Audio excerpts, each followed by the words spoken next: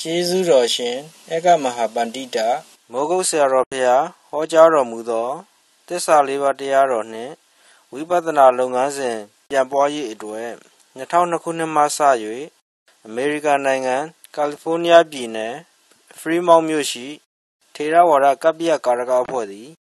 ဤတရားများကိုအတန်ပုံမူကောင်းမွန်အောင်ပြင်ဆင်ပြီး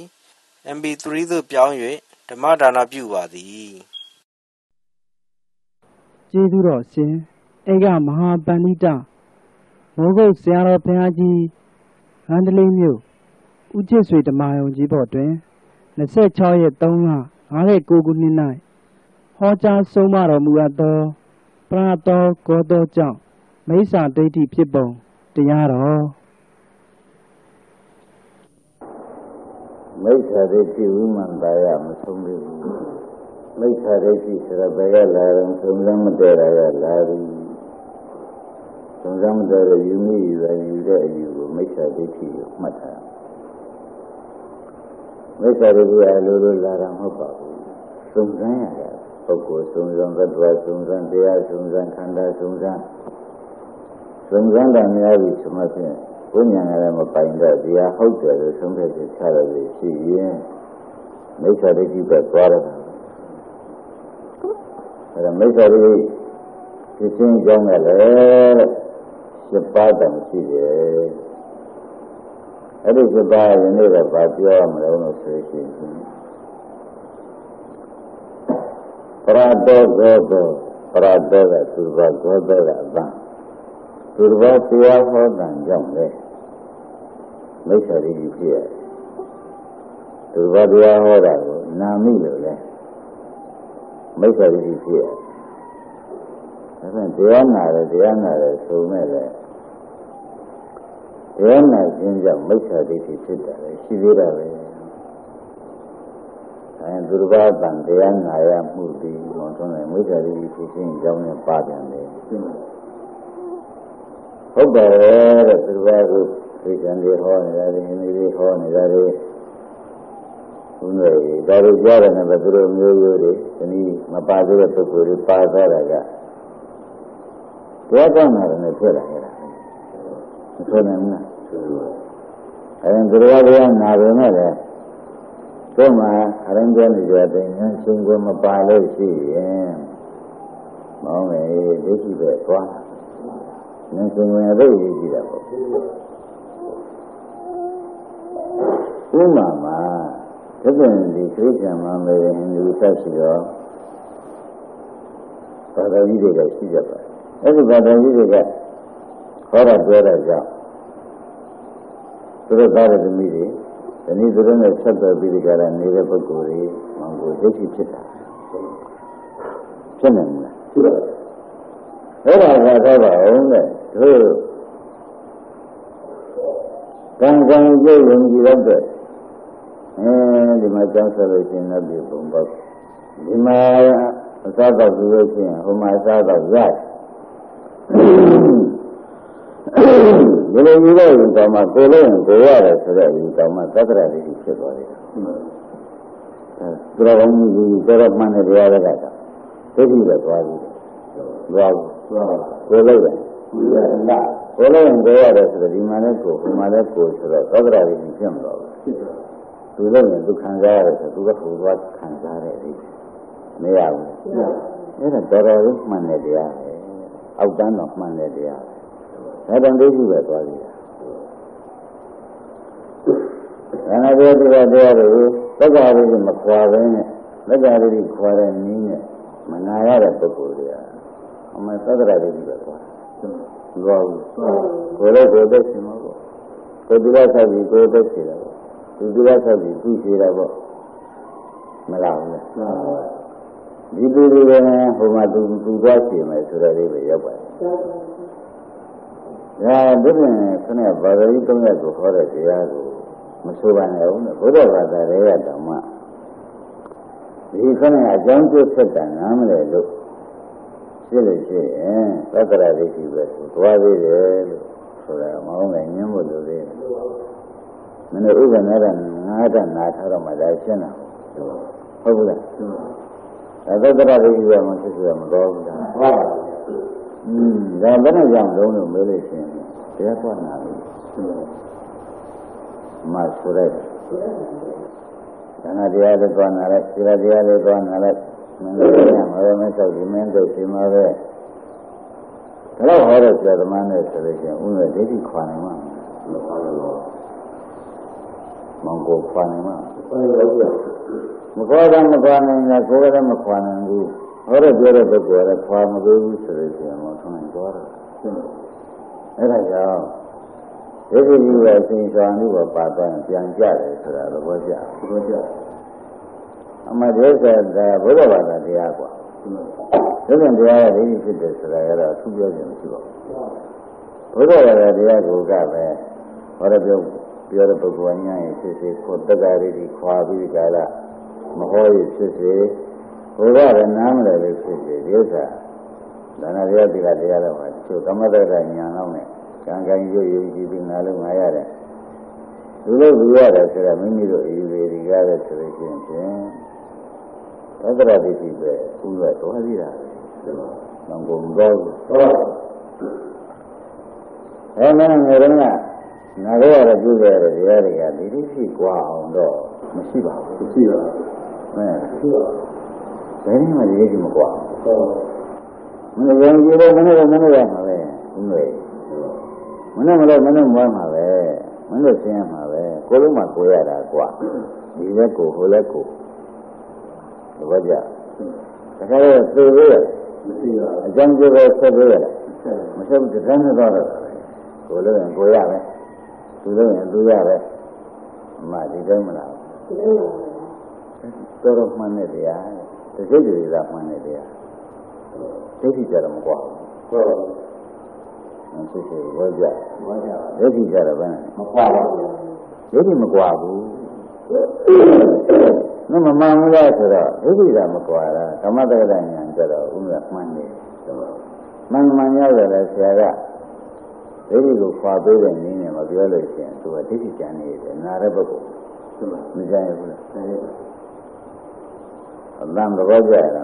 သိချာမှတ်တာကအမှန်ဘုရားဘာသာတရားကပဲမယူရမစကြပြီဆိုမှပြန်တပိုင်းကြောင့်ဖြစ်နေလို့ရှိရဲ့မိမိစက်ဆက်ယူရလားအမှကဲဒီတိုင်းနဲ့တွေ့ရတဲ့ပုဂ္ဂိုလ်တွေကျတော့ဘုရားဘုရားလုံးနဲ့တော့သူဒီ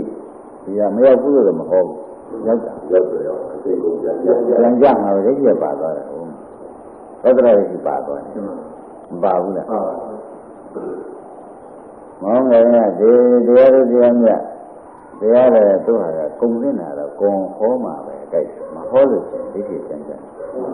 ကြံမကွာဘူးငါတို့ကောင်းတဲ့ဒီရောင်းလိုက်ခိုင်းတဲ့ကျိုးတော့ပေါ်မှာပဲဆိုရင်ကိစ္စမရှိဘူးကြောင်းရင်ကျိုးတော့ပေါ်ဒါကငါလည်းငါရတယ်ဆိုတော့ဒီပဲယူလိုက်လို့ရှိရင်တော့သွားပြီဒီကိပါတော့ဘူးပေါ့မပါဘူးလားပါပါဒီရတာအဲ့ဒီကိုမှမသိဘူးဒီတိုင်းနဲ့ဒိဋ္ဌိတော့မကွာဘူးအဲ့ဒီဘောမှာဒီနေ့တော့ရှိတာအဲ့ဒီဘုရားရရပါပဲကွာဟုတ်လားဒီကြောင်းလည်းရှင်ဒီကျိုးတော့ပေါ်မှာပဲသူပြီးသွားတယ်အကြောင်းကဒီမှာနေရတယ်အကျိုးကဘုမပေါ်ရောအကြောင်းကျိုးတော့ဆက်နေတာပေါ့ရတာပါပဲငါးကြောင်းလည်းငါးကျိုးရတယ်ပြီးတာပါပဲပေါ့ခေါ်မှမဟုတ်ပါဘူးအဲ့ဒီငါးဘုရားတဲ့ပုဂ္ဂိုလ်လည်းခဏဖြည့်ပြီးပေါ့ငါလည်းငါရတယ်လို့တော့ဒီလိုဒီငါကြီးဟိုသွားလိုက်မယ်လို့ဒီလိုမောင်းမယ်နဲ့ဒီလိုယူလို့ရှိရင်ဒိဋ္ဌိဖြစ်သွားမယ်ဒါကြီးတော့တရားတော်နဲ့တော့ပြောနေတယ်နောက်ရင်တော့အလုံးသွားမှာဒီဒိဋ္ဌိမကွာပါဘူးဒါကြောင့်မင်းတို့ကိုယ်ကလုံးတော့လို့ရင်လို့ရှိရင်ဒီဟာတဲ့ဒီဒါနအာတော့နယ်တွေကကျော်ပြီးအကျုံးပေးတယ်အာတော့ရင်တွေကကျော်ပြီးအကျုံးပေးဒီဘောကြအာတော့နယ်ဆိုတော့နိဗ္ဗာန်ပါသေးတယ်ဒါ30ကုန်လေးတင်ကုသိုလ်ဘာလို့လဲမိပါသွားလို့ရှင်းမလားအာတော့ကလက်ကျင်နဲ့သုံးလိုက်ပြလိုက်တာဦးမရဒီကုသိုလ်ကလည်းဒိဋ္ဌိကလည်းဒိဋ္ဌတော်ဒီဒိဋ္ဌိကဒိဋ္ဌတော်လို့ခေါ်ကြတယ်မဟုတ်လားအဲ့ဒီသူအာတော့နယ်ကဘဝစဉ်လည်းတခါလဲ ဘောတံလိုက်ပြီဓမ္မအပြင်တော့တတ္တပတိမေရှိတောင်လိုက်သေးတယ်ဆိုတော့သူနေရာသိမှမသိပဲဒီနေရာတဲ့ဒိဋ္ဌိမကုတ်ဘဲနဲ့လောက်တဲ့ဥစ္စာဆိုဦးနဲ့ဒီနေရာတဲ့ကျုပ်ပဲမယ်ဒီနဲ့ကျင်တယ်မထွက်ဘူးမောင်ကိုကျင်တ်တယ်အာတော့နေအာတော့ကုသိုလ်လို့ခေါ်တယ်မောင်သွန်တယ်ဘာကုသိုလ်လဲအာတော့ကုသိုလ်ဆိုတော့ကောင်းသေးရလားလမ်းဆုံးကြအောင်မကောင်းဘူးပေါ့လေခုလတင်သူကျေးနဲ့သူလည်းတော်ရင်သိရင်လို့ဆိုရင်ဦးနဲ့တော်တော်သက်တော်မင်းအာတော့နေကလွန်ရလားလို့မေးတော့မလုံဘူးပြောဟမ်မလုံလို့ဆိုရင်သူကျိုးရအာတော့နေတယ်ဆက်ပြီးလုံးတယ်ပုံမှာဆက်ချုပ်ပြီသဘောကျဒါဘာမှချုပ်ဒီလိုကြီးရတယ်ဘယ်လာတယ်ဒီလိုသူတို့ဟောတယ်ပြောတယ်ကြားတယ်လားဒီအလုံးလုံးလာတာဟုတ်တယ်နင်ဒါနတရားကိုတက္ကရာကြီးမပြုတ်ဖဲနဲ့ဟောတဲ့ဒါနတရားပေါ့ကွာဒီလာတရားကိုခေါင်းရဒိဋ္ဌိမပြုတ်ဖဲနဲ့ဟောတဲ့ဒီလာတရားဒီရဆက်ပြီးဒီကလာတာမောင်းတယ်ဒါဖြင့်သူတော်ကြောင့်ဒိဋ္ဌိသူတော်တရားဟောတဲ့ကြောင့်လည်းဥစ္စာဒိဋ္ဌိဖြစ်တယ်ဆိုပေါ်သေးဘူးလားပေါ်ပါဘူးခဏဘာသာဥဒ္ဒနာတော့ဘုန်းကြီးကသုတော်ဖြတ်ဟောတော့သူတို့ကတော့သေချာဒိဋ္ဌိပြဟောနေတာဟုတ်လားဘယ်အနန္တကောင်းတဲ့ဘာသာတွေကတောင်မှရောကျင်းရကြည့်နေလို့ရှိရင်ဒိဋ္ဌိမဖြစ်ဘူးသဘောကျအမှန်မှန်တဲ့ဘာသာတွေကတောင်မှတရားတဲ့ပုဂ္ဂိုလ်လိုနေလို့ရှိရင်ဟိုဘုမှာဒိဋ္ဌိသွားတယ်ဒီတရားတဲ့ပုဂ္ဂိုလ်ကလည်းဒီလိုဒိဋ္ဌိမခွာတတ်တော့ဒါတော့ပြောမှာပဲအဲဒါပြောတော့နောက်လည်းကြတယ်ဒါပဲမှတ်ရမယ်ရှိတ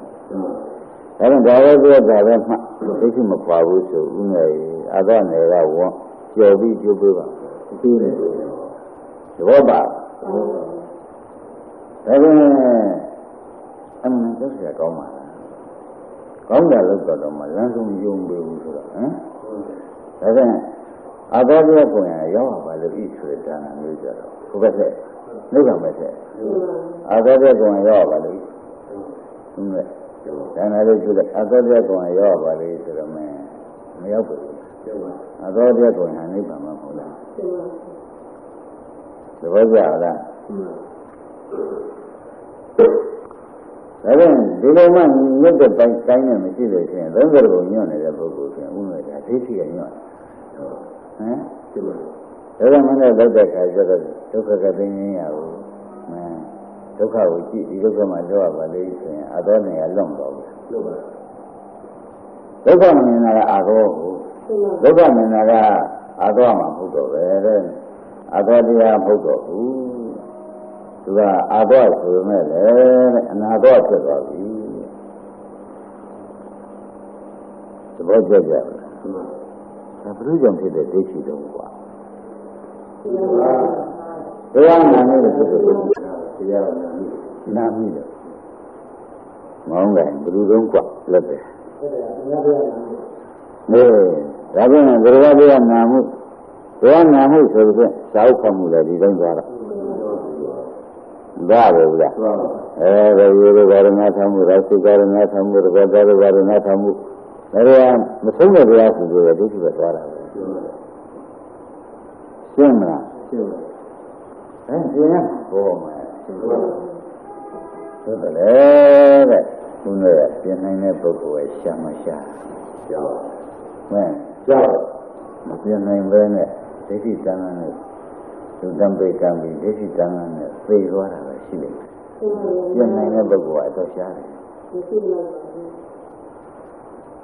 ဘယ်လိုဆိုပါဟုတ်ဒါဥပ္ပါဥပ္ပနိုင်ကထွက်ကြလာလို့မဲတယ်မင်းမထွက်တော့ဥပ္ပနိုင်ကသူလိမ့်နေတာပဲဥပ္ပနိုင်မှာပဲတခါတည်းလိမ့်နေတာပဲပြင်ဘက်ကိုတခါတည်းအယောင်ဆန်းလင်းဆိုတဲ့နိဗ္ဗာန်ကြီးမြင်နိုင်ရဲ့ဥပ္ပနိုင်ကမင်းတို့ငါဟောတယ်ငါကတော့ဟောတယ်ပထမတစ်ခါကလေးတော့ပွာရင်လည်းကျန်တဲ့ခါကတို့ကလေးကတည်းကအောင်မဆုံးနိုင်ဘူးလားဘုရားဒါဘယ်လာတယ်မောင်းနဲ့လက်သက်ရှာกว่าသူတော်တွေကမနာရဘူးလို့မဆိုဘူးသူကဉာဏ်ရှင်ဝင်နဲ့နာကြဘယ်နဲ့လဲกว่าအဲဒီမပြောင်းဖြစ်စေကိုနာရနာကိုခွာတာကိုဉာဏ်နဲ့ခွာတာဒါဆိုလူသေးတယ်ပြင်လူသေးတယ်မှတ်ပြီးတော့ကိုခွာတရားနာကြီးခွာရ အခုလည်းမင်းကြားလို့ရှင်ဟိုမှာဘယ်လိုမှခွာလာဟောတာလဲကိုခွာတာအော်ဒီဆိုအကြောင်းကျိုးများဆက်နေတာပဲလေပုဂ္ဂိုလ်တ attva လောက်ခေါ်နေရတာပုဂ္ဂိုလ်တ attva လောက်ခေါ်လို့ဆိုတော့နားမလည်ဘူးနားရပါနားမလည်တော့ပုဂ္ဂိုလ်တ attva လောက်ခေါ်ရမှာပဲရှိတော့မရှိဘူးပေါ့ကွာမရှိရင်လည်းလောက်ခေါ်လို့ရှင်လေပုဂ္ဂိုလ်ရဲ့ဘာနာလဲဟုတ်ပြီလားသဘောကျလားဒါဖြင့်ကိုယ်ကပုဂ္ဂိုလ်တ attva မရှိဘူးအကြောင်းကျိုးပဲရှိတယ်ဆိုတော့ကိုယ်ကဝေဖန်ပြီးနာထမ်းမှသာတယ်အကောနေရလောက်မှာပေါ့နမတော့ရှင်းဟိုသူ့ကလမ်းဆုံးနေမှာသွားပြီလေဟုတ်ဘူးလားသဘောကျဒါကြောင့်ဒီဘက်ကလမ်းဆုံးတယ်ဆိုကြောက်ကြကောင်းတယ်ဆိုတဲ့ဥစ္စာမွန်သွန်းနိုင်ဒီခါလေးရှိတယ်မှာပေါ်လာသူ့ကိုလာဒီဘက်ကလမ်းဆုံးမှာမလေးလုံးဆက်ဆက်တာသေသေးဒီကရမှာအတင်းနဲ့ကိုချိန်ရနေမှအမှန်ကိုရအောင်ယူထားဓမ္မဥမဲ့နေကြတာပေါ်လို့သဘောကျရမှဆက်ဆက်တာသဘောကျနည်းနည်းလောက်ပါမယ်ဆင်းရဲဆင်းရဲရှိမှဆင်းရဲရှိတယ်ဟုတ်ဆင်းရဲတဲ့ငရောကြာတာဟုတ်လားဆင်းရဲကြာတာဆိုတဲ့ဆင်းရဲတဲ့ဉာဏ်ရှိမှသာရင်လေဟိုကပြောတာကိုယူတတ်ဘူး။အမှန်ပြောတာယူတော့ပြောရကောင်းခြင်း။ပြောတာကောင်းခြင်းနေတော့အာယမပုဂ္ဂိုလ်တို့ဒိဋ္ဌိဘက်ကိုသွားကြတာများတယ်။ရှင်းမလား။ဘယ်ဘက်သွားတာများ။ဒိဋ္ဌိဘက်သွားတာများတာပဲ။ဒါကဘာလို့ဆင်းရဲခြင်းပြောရတဲ့ပုဂ္ဂိုလ်ကလည်းမလွယ်ဘူးကွာ။လွယ်ပါမလွယ်ဘူးဆင်းရဲခြင်းပြောပြရတယ်။ဒါကပေးရတယ်လို့ဆင်းရဲခြင်းယူတတ်တယ်လို့လည်းမလွယ်ဘူး။ဒီမဲ့လွယ်ပါသူကလည်းယူတတ်အောင်။ပြောတဲ့လူကလည်းဓမ္မဒိဋ္ဌိတရားတွေကိုစာအုပ်တွေကိုသိစက်။နမသိစက်နေမှာအဲ့ဒါဝိရပုဂ္ဂိုလ်လည်းထိုးထိုးနေပေးပါ။ယူတဲ့ပုဂ္ဂိုလ်ကလည်းယူတဲ့ဉာဏ်ရှိမှဒါနိဗ္ဗာန်နေကြလို့ဆိုလို့ရှိရင်ဉာဏ်မပါမရောက်ဘူးဉာဏ်မပါရင်ဒိဋ္ဌိပဲဆက်တော့နိဗ္ဗာန်ရောက်ခြင်းကြောင့်မှဟုတ်ကဲ့ဉာဏ်ပါမှရောက်ပါဉာဏ်မပါရင်ဉာဏ်ပါဘယ်ရောက်လဲသူကတမန်ဉာဏ်ဆိုတော့ဟိုမိစ္ဆာဉာဏ်ဖြစ်သွားတာပေါ့ကွာဆိုရဘူးလားဒါဦးနဲ့ရှင်းရပါလားသူတော်တရားနာရတယ်ဘာဖြစ်တတ်တယ်မိစ္ဆာရိရှိပဲသွားတယ်ဆိုတော့မေရငယ်ငယ်တုန်းကလည်းသင်လာတယ်ဥစ္စာဒါနဲ့အမေဒါနဲ့ညီနဲ့ကိုနင်းနဲ့ပါဒါအကြောင်းရှင်နင်းတို့ကူညီရမှာလေနင်းတို့သားတို့ရင်းတာမရှိဘူးဒါအကိုရမှာတခါတော့အနတ္တတွေဆိုတော့အဘောမှာအတ္တပြန်လိုက်တာသင်္ခါရဘုရားရှင်လူငယ်တွေအဲ့ဒီကစမှတ်လိုက်တယ်ဥစ္စာတခါတော့အကြောင်းရှိလို့ရှိရင်ဒါတွေအဝါဒတွေပဲဖြစ်သွားတယ်ဖြစ်ဘူးလားဖြစ်ပါဘူးအဝါဒဆိုလို့ပေါ့အဝါဒတွေဖောက်ပြန်တဲ့ခံကိုကြက်တယ်ဟုတ်ဘူးလားနမမငယ်တဲ့ဘက်ကိုရှိရတယ်ရှိပါဒါပြိသင်္ခါရလည်းဆိုတော့သူ့မိကပြန်ထားတာလေသူ့မိတရားနာထားတာကွာအဝါဒကိုတုတ်တော့ဒီကလေးကတခါစုကောင်းနေရတယ်ဟုတ်ဒီကလေးစုကောင်းတာတော့သူအကုသို့လို့သူ့လူအားကိုပြန်ထားကြတော့လို့မေးရှင်သူ့မိကပြန်ထားတယ်သူ့ဖေကပြန်ထားတယ်မဆိုရဘူးလားသောကသူ့မိကအနတ္တအတ္တလို့ပြီးပြန်တာဘောကြဘယ်လိုလုပ်လဲဒါကသင်္ကမှာဘောလိုက်တာတတ်တာကိုမလိကင်းကသင်္ကလေးတဲ့ခါကျတော့ပြင်ပေးမယ်ဆိုတော့မလာတော့ဘူးကွာလာသေးရဲ့အမရမေနဲ့သင်သွားတာလမ်းဆုံးသွားတာပဲဟာငယ်တော့သင်္ကလေးကဒီလိုဦးကြီးတော့ဒီလိုမှတ်ရတယ်လာသေးရဲ့မလာဘူးတခါလဲပြင်ပေးကြတာသိတယ်ဘယ်လိုလဲဆိုဘယ်နည်းညာလဲမလို့ဘူးမလို့လည်းဘယ်နည်းညာလွယ်တော့ရှိတယ်ဒါကြတဲ့ဘယ်နည်းညာရှိတာမှယူတဲ့ပုဂ္ဂိုလ်ကလည်းအမှသူကလည်းဆိုသူ့ဆိုရဒုတိယဆိုရင်တော့ပြောတယ်လေပြောမှဒါကအကုသိုလ်ရှိတယ်တော့မတတ်နိုင်ဘူးသူကဆိုတော့မဆိုဘူးလားရှင်းမလားဒါကြတဲ့လူလေးတွေမျိုးတွေပေါက်သွားလာတယ်ဆိုလို့ရှိရင်ဖြင့် ဒီမဲ့ကလေးဒီပါဟုတ်ကြလားကိုယ်သူကနာမည်ကြားလာတဲ့ခါကျတော့ရွယ်ပဲတည်းချင်းမှုခမှုတွေမလားဘူးသူ့ပြောထားတာဒီကတူလေးမှဟမ်ပြောဘူးလားပြောတယ်ဘာလာလဲဆိုတော့ခဏသူကစကားပြောတယ်စကားအရှင်ဖြစ်လာတယ်ဟုတ်ဘူးလားဒီစကားတွေစကားတွေဆောင်းနဲ့သူစကားကအားလုံးစက်တယ်မှာရောက်ပါရောက်ဘူးလားရောက်တော့အဲဒီကိုမဆိုင်ဘယ်နဲ့လဲကိုကောင်းမဆိုင်ဆိုင်ဘယ်နဲ့လုံးမလဲဟုတ်ဘူးဒီကိုသိတာမှာကိုကိုကူညီရတယ်ကိုအကူရတယ်အားရကြတယ်မပြင်းတော့ဘူးတက်ဆိုတော့မတော်ဘူးလားတော်တော့ဘာနဲ့ဘာနဲ့တော့မင်းမင်းပြောရဒီဘယ်လာတာလဲဆိုတော့အိုးကြီးကြီးပြောထားတယ်လေဟုတ်ဒါကတော့အဲ့ဒါတရားမဟုတ်ဘူးလားသူတို့ပြောတဲ့စကားသူတို့ပြောတဲ့ဇေယျဟုတ်ဘူးလားကိုယ်မင်းကတော့ကိုယ်မတရားမပြောဘူးသူများကမတရားပြောမှာဘယ်လိုပြောမှာလဲကိုယ်မင်းကတော့ကိုယ်မတရားမပြောဘူးသူပြောတာဘုံမင်းကသူ့မသူပြောတာကားမသာပြောတာခင်မခင်ပြောတာအကုခိုင်းတာမလာဘူးလားအဲ့တော့သူ့ကိုတရားလို့ဆင်တာမတရားလို့ဆင်တာမင်းမပြောတယ်ကွာအဲ့ဒီကနားလိုက်တယ်ခါတယ်သူကနာဝင်ကြီးမြစ်ဒါကကိုယ်ကအားထားဖြစ်ပြီးကြတာမလာဘူးလားဒါကြလည်းဥပ္ပအားထားမဟုတ်ဘူးဆိုလို့ရှိရင်သေကြည့်ကိုယ်ကပြုတ်ကြည့်လာတာပဲအားထားပြုတ်ကြည့်လို့မလာဘူးလားသိကြဘူးလားမင်းသိချင်းကဘာသင်ကြတာကဟမ်မသိဘူးကတော့ဘယ်လိုအားကိုးတယ်လို့မဟုတ်စကားမဆက်သုံးရင်သုံးမယ်နောက်ဒီဆိုဒုက္ခရောက်ကြည့်တဲ့အခါကျတော့တခါတည်းမျိုးကြည့်နေကြပြီဒုက္ခတောင်းတယ်မလာဘူးအဲငါကဘာလို့ခါလဲဆိုတကယ်ဆွဲထားတယ်ပေါ့အဲ့ဒါဒုက္ခတော့မဆွဘူးလို့ဖြစ်အဲ့ဒီဒုက္ခတော့ဘယ်ကလာတယ်ဆိုတော့သူကတရားနာမှုပဲလားဒီဒုက္ခရပဲရတာဒီဘာတရားနာမှုလဲဒီဘာတရားဆိုတော့သွားတာမဟုတ်ဘူးကိုယ်မဖြစ်ရဒီဘာကြကိုယ်မလို့တရားတော်မှသူကတတ်တယ်ဟောရတယ်ကမ္မရတဲ့ညာဟုတ်တယ်သူဟောတယ်ကွာဘယ်နဲ့ဒုက္ခညာနေကြတယ်သူဟောနေမှာမလား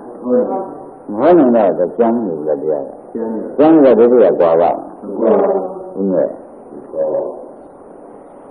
မောင်ကကျင့်တ်လားဒီမဆုံးနိုင်လို့ခုကျင်းရတာဒီမှာကျင်းရပါခုတော့မှတ်မင်းကတည်းကဓမှုတွေသစ္စာတယ်လားဟုတ်လားတို့ရတဲ့သစ္စာနဲ့သူတို့နားလည်အောင်လုပ်မယ်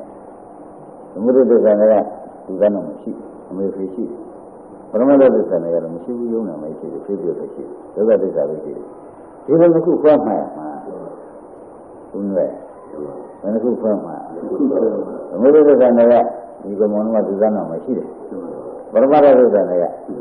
မရှိဘူးဆိုတော့ဓမှုတွေသစ္စာလည်းမပယ်နဲ့ပရမတ္တသစ္စာမပယ်နဲ့လို့ဒီလိုဆန်းနေပြီးသွားရမယ်ဝန်သိချင်တယ်မှန်ပါဘူးဒါဥမဲ့ရှင်းတ်ပါဘယ်လိုမှမပယ်နဲ့ဘုရားဒီနေ့တခါဟောခဲ့ပါပြီလို့ပြောတယ်ခင်ဗျားတို့မှတ်မိပါတယ်ဓမှုတွေသစ္စာကလောကကြီးထဲမှာဟိတောတပ္ပဆက်ရှိပြီးအလူတန်းပုဂ္ဂိုလ်ရွေးတဲ့အခါမှာအံရအောင်လို့ကမ္မတောတ္တညာဆမ်းမြောက်လို့ဓမှုတွေသစ္စာဟောပရမတ္တသစ္စာကနိဗ္ဗာန်ရောက်ဟောရှင်းမလားဓမှုတွေသစ္စာကတော့သင်ကမ္မတောတ္တညာမြောက်ဟောဝန်သိမှန်ပါဓမှုတွေသစ္စာကဓမှုတွေသစ္စာကကမ္မတောတ္တညာလက်ဟောကမ္မတောတ္တညာမရှိဖြစ်အောင်ဟောပရမတ္တသစ္စာကတော့သင်တဲ့ကမ္မတောတ္တညာတွေကျော်လွန်ပြီးမဉ္ဇဉ်ဖွညာရအောင်ဟောမဉ္ဇဉ်ဖွညာတဲ့ကပရမတ္တသစ္စာဟောကမ္မတောတ္တညာတဲ့ကဓမှုတွေသစ္စာဟောဒီလိုမှဝေကံပြီးသိမထားလို့ရှိရင်မောင်းတယ်ဒီလိုပဲကျွန်တော်မခွန်သွားမသွားဘူးလားပရမတ္တသံနေလို့ရှိရင်ဖောက်ဓမှုတွေသံနေလို့ရှိရင်ဒီလိုပဲသွား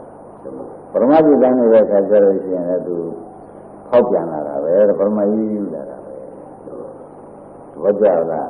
ဖြင့်နှစ်ခုပြရမယ်နေရင်တစ်ခုပြဆိုင်နေရမကြောက်ဘူးဟောမယ်ဘယ်လိုမှဝကြနှစ်ခုပြရမယ်နေရင်တစ်ခုတည်းပြထားလို့ရှိရင်စောင်းသွားပြီတဲ့တကယ်ပရမတ်ဟုတ်တဲ့ခွဲကြီးတွေကြတာဟုတ်ပါလား နှစ်ခုပြရမယ်ညာတစ်ခုပဲရှိပါတော့။ငါကြောင့်ဒီမျိုးမှလည်းမရှိဘူးက။သာမလည်းမရှိဘူးခံရမယ်လည်းမရှိဘူး။လောက်ကြမလို့ဘူးဆိုတော့ကမ္မတ္တကဘယ်ချိုက်ဘယ်လဲအဲ့ဒါကြတော့တစ်ခုရှိဒါလည်းပါတယ်မားတယ်သဘောကျအကမ္မတ္တကဉာဏ်ကြီးပဲတခါလုံးနေပြန်လို့ရှိရင်လည်းဟိုနိဗ္ဗာန်ကိုကြောင်းဖြစ်တယ်ဘုရားကျတဲ့ပရမတ္တသစ္စာကကိုယ်သွားပြန်တော့တယ်ဒီချက်လက်သုံးကြလို့နေစက်ကမ္မတ္တဉာဏ်လောက်ဟုတ်လားသဘောကျလားဒါဆိုရင်ဒီသစ္စာတစ်ခုကိုနှစ်ခုသုံးနားလိုက်တာသမုဒိသစ္စာသိနေတယ်ဒီလိုတော့ပါတယ်ကျင်းလာတော့ကမ္မတ္တဉာဏ်ကျင်းလာတော့ဒီဉာဏ်နဲ့ကံကျင်းလာတော့လူကံပုဂ္ဂိုလ်တွေရိုးဆိုရင်ကျင်းလာတော့သူဟောထားတာအဲ့ဒါကိုပြောလို့ရတာသမုဒိသစ္စာသိနေတယ်မှန်တယ်ပရမတ္တသစ္စာသိနေတယ်မှန်တယ်ဒါတော့ဒီနာမကိုဘယ်သူမှမမှားဘူးမှန်တော့မှန်ပါဘူးမှန်နေတယ်လေသမုဒိသစ္စာကလောကိကမှာမှန်တယ်ဘောကတော့လောကုတ္တရာပဲနိဗ္ဗာန်ရအောင်မှန်တယ်ဒီလိုဝေဒနာမှာပေါ့ရှင်းမလားကရှင်းပါမောင်းတယ်လောကမှာရေးကြည့်ရကွာဒါတော့ရင်ရောင်းလာမှုပါဒီလိုကိုဗံပြီးဒီကာလမှာကိုကဉာဏ်ရှင်ဝင်နေသမှုတွေနဲ့ပရမတ်ကိုကနားလည်ထားတဲ့ဉာဏ်ရှင်ဝင်နေမရှိလို့ရှိရင်စောင်းရမယ်စောင်းလို့ဒီကြည့်ရသွားတယ်မသွန်းနိုင်ရေးကြည့်ရေးကြည့်ရတယ်ဉာဏ်ကောင်းကောင်းကိုရှိလို့ရအောင်ရှာဒီတော့မှတရားနာရှာရှိဒီမှာမှာပေါ့အားသာပြီးရတယ်ပြန်ခေါင်းကောင်းကြီးသွားတယ်သွားပြီသဘောပါလားသမတိကလည်းမတော့တာသွားရတယ်မြောင်းကြီးရတယ်ဖြစ်နေမစားရမဝါတာဖြစ်နေရှင်းပြီလားအပန်းရဲ့မြောင်းကြီးရနေဆက်တော့တော့အိုးလေးရတယ်ဘယ်မှမတတ်နိုင်ဘူးအပြီးမှလည်းတွေ့ဟမ်ဟောတယ်ဒီလိုဒါတော့ဗါတယ်ရှားမှသူသွားနေတယ်မပြီးဘူးကပြီးလို့ရတယ်မပြီးတော့သူကလည်းတော့ဒီတိုင်းတိုင်ပေါ်တယ်သူသွားနေတယ်ဆိုတော့မှလည်းမဟုတ်ဘူးဒီနဲ့အဲ့ဒီမှာတဲ့ဒီသမုဒ္ဒိသစ္စာနဲ့ပရမတ္ထသစ္စာနှစ်ပါးကိုဝေဖန်ပြီးပြီကြလားမသိတဲ့ပုဂ္ဂိုလ်အတွက်မှာတဲ့လက်ဒီရကြတယ်မြောက်ဦးကြီးရလက်ပုတ်ရရကြတယ်မြောက်ဦးကြီးရတို့ဘာမှကိုကောင်းအောင်သိချတာမောင်လေးသိချက်ဆက်တော့မှာအဲဒီဥပဒေချင်းမှာတော့ခင်ဗျားဒီချင်းကြီးပါတယ်နိဗ္ဗာန်ရဖို့လိုအတော်ရှားဘူးလားရှားပါဘယ်ရှားပါတော့ရှားမရှားပေါ့ရှားမရှားတယ်သုတ်ကြရမနဲ့ထင်နေတာကမ္မတ္တဉာဏ်လေးနဲ့တိုက်ပြီးတဲကြောင်းလေးဆောက်ဖျားတွေတဲပြီးသူ့ကပြနိဗ္ဗာန်သိကြဘူးဒီလိုလားဖြစ်ဘုံမလို့ဉာဏ်ဉာဏ်နဲ့ရှိတယ်မရှိလားတော့မဟုတ်ပါဘူးရရှိမို့ရှိလို့ရှိပါဟမ်ဉာဏ်လည်းမရောက်ပါဘူးဉာဏ်ဝေဒနာမရှိဘူးတော့ခဲရောက်တယ်မယ်ဆိုရောက်နေမှထားတာရှိတာပဲဟုတ်ဘူးလားသဘောပါလားဒါဖြင့်ရောက်ချင်တဲ့ဆိုတာကတစ်မျိုးသူကလည်းမရောက်တာလည်းရှိသေးတာတစ်မျိုးမဆိုတော့ဘူးလားဘယ်မှာဒီဒုက္ခမှာကျုပ်ချင်လို့သစ္စာတွေမြင်သေးတဲ့ကလာသူကတန်းလာကြတော့ရောရမယ်မညံပါနဲ့မပါဘူးလားသစ္စာမြင်သေးတဲ့ကလာကြတော့ဒုက္ခမှာကျုပ်ချင်တယ်ကမှဘုံမသိကြဘူးလားသိကြတယ်အဲ့ဒါသိကြတာသစ္စာဉာဏ်နဲ့သူတွေဖြစ်နေတော့သမထဉာဏ်ကနောက်လိုက်ဖြစ်သွားတယ်သစ္စာဉာဏ်ကရှေ့သွားဖြစ်သွားတယ်ဟုတ်ကဲ့သစ္စာဉာဏ်ကဘာဖြစ်လဲရှေ့သွားတယ်ဒါကြောင့်အလုံးပန်းဉာဏ်ကရှေ့သွားသမထဉာဏ်ကနောက်လိုက်ဟုတ်ပြီလားဟောဒါမှမသိတဲ့ပုဂ္ဂိုလ်ကျတော့ကမ္မတ္တဉာဏ်ရှေ့သွားသစ္စာဉာဏ်တော့မလိုက်နိုင်လိုက်နိုင်လေရမလိုက်နိုင်တော့ဘုံမင်းဘယ်နဲ့ဆုံးလဲစားကမ္မတ္တဉာဏ်နဲ့ဆုံးမှာပေါ့ကွာကံနဲ့ဆုံးမှာပေါ့ဉာဏ်နဲ့ရပေးရတယ်ကဲရှင်းမလားကံဉာဏ်နဲ့ခွဲမှဖြစ်မှာကံကဘယ်လိုလဲဘုရားကြဉာဏ်နဲ့ဘယ်လိုလဲပြင်ပဲမောင်ချစ်စေဉာဏ်နဲ့ဘယ်လိုလဲပြင်ပဲ can they over? I remember that one of the Chile, never on the measure one of the Michigan. I had a room there. Never, but we are both, madam. Nyangabo. Neja.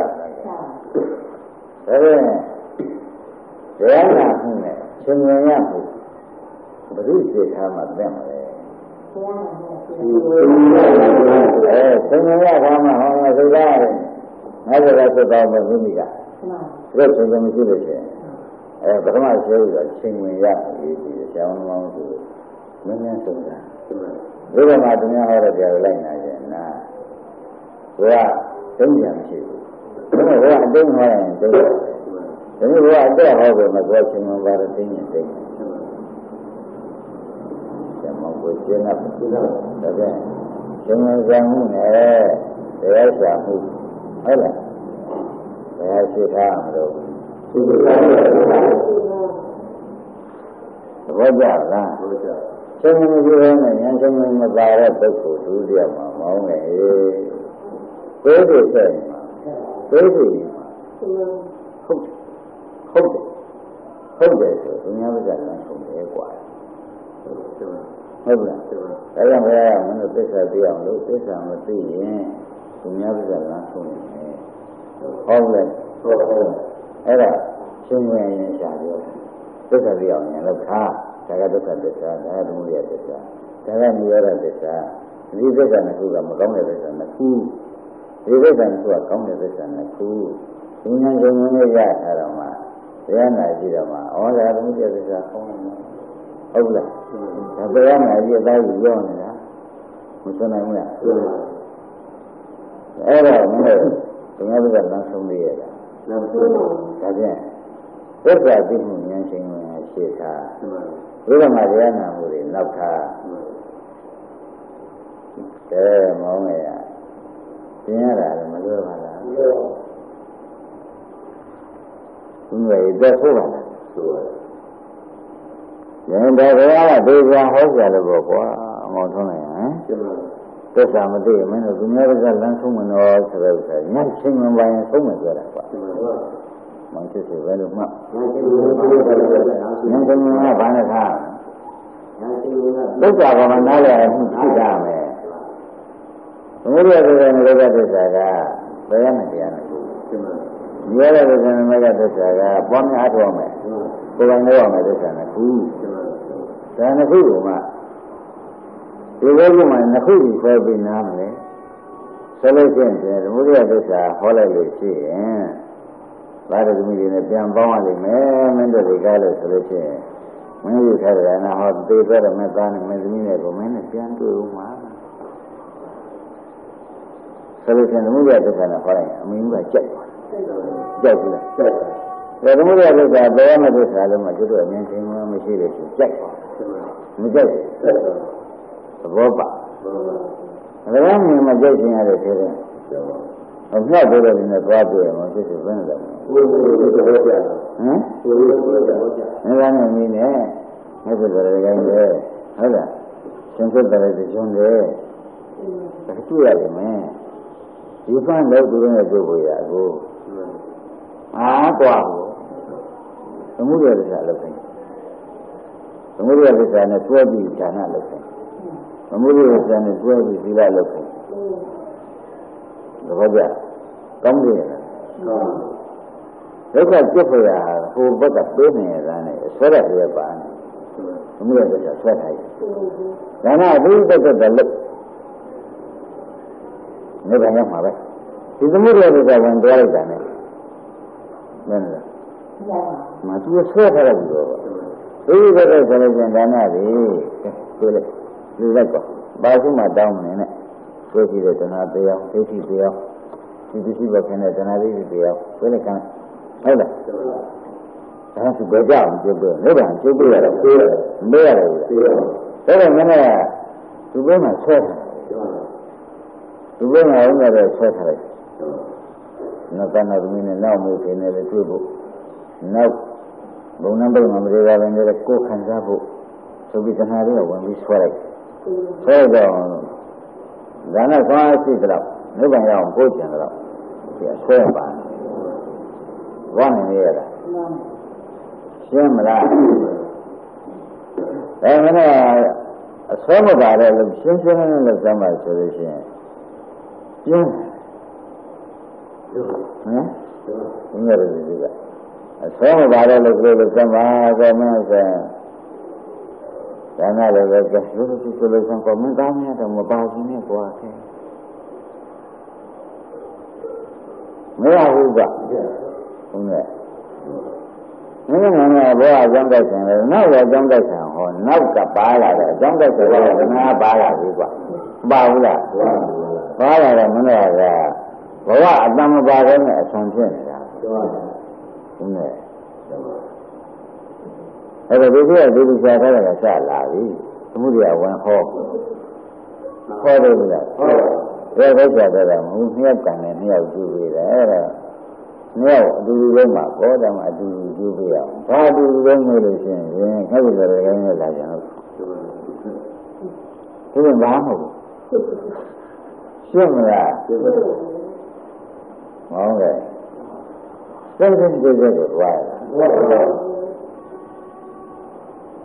အကျိုးလို့ကြတယ်မင်းတို့ကရှင်းကြည့်ချင်းအကြောင်းလို့တုန်းကတော့ရောထားတယ်မိမိအကြောင်းလို့တုန်းကတော့အကျိုးလို့ကြတာဘုရားဘုရားကြတယ်ကြီးတယ်အကျိုးလို့မှဟိုလူကရှုပ်ဒီလူကရှုပ်ဟုတ်လားအယထာကရှုပ်သင်္ဘောကရှုပ်လာပြီလမ်းဆွေးတဲ့ရုပ်တွေကိုယူရမစင်ကြဘူးကိုယ်ကြောင့်မပြောဘူးကိုယ်ကြောင့်မစင်ကြခဲ့ဘူးလို့ပါဒီနောက်ပြောပါဘယ်ကြောင့်လဲတော့ကိုကကြောက်ရွံ့အုပ်ရွံ့လုပ်ခဲ့ဒါကြောင့်ဒီကျိုးလို့ကြတယ်ပဲဒီလိုစစ်ပနောမှာကျိုးပြီးမဆိုရဘူးလားအခုတော့မင်းတို့မြင်နေတာကိုကျိုးပြီးကဟမ်ပါစစ်ပနောမှာအကျဉ်းစစ်ပနောမှာဆိုမှန်းတယ်အကျဉ်းစစ်ပနောမှာဟိုဒါလားအဲ့ဒါအပြစ်တင်တာဘာပြအကြောင်းပြတင်တာကျိုးပြကျိုးပြတင်တာလည်းကားပေါ့ဟုတ်ကဲ့ကျိုးပြတင်ဘယ်နဲ့ဆိုကြပါလဲကားအကြောင်းဆိုလို့ရတယ်ကားဘောလိုက်လာပြီးကြတာမျိုးလားဒီကျိုးပြတဲ့ခံရုံပဲပေါ့ဗျာရှင်းနေရလားသဘောကျဘုရားဒါလည်းမျိုး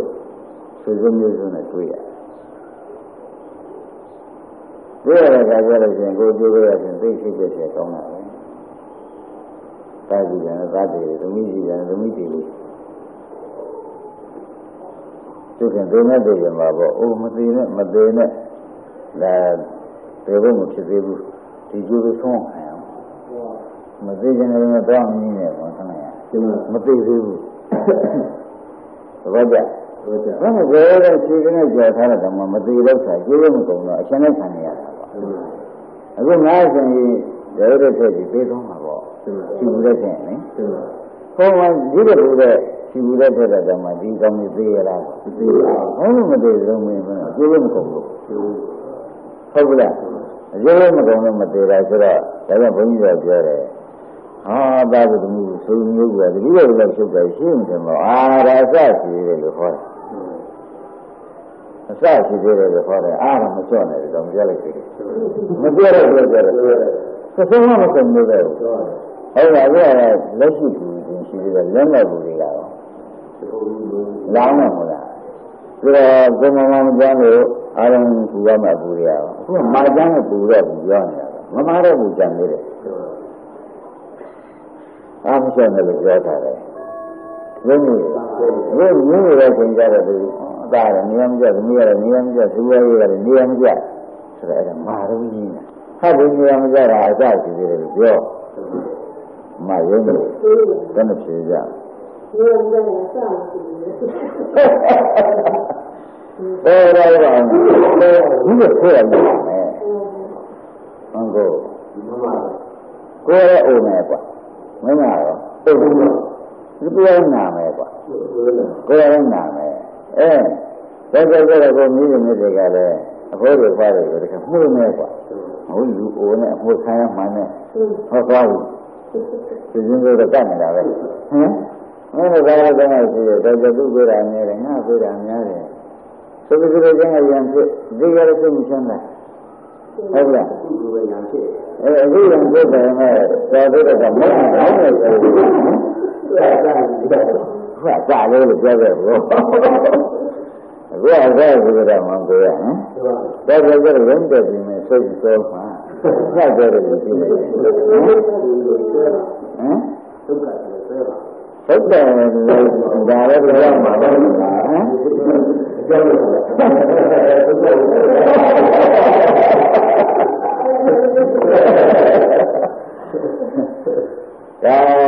ဒါဖြင့်ဒီ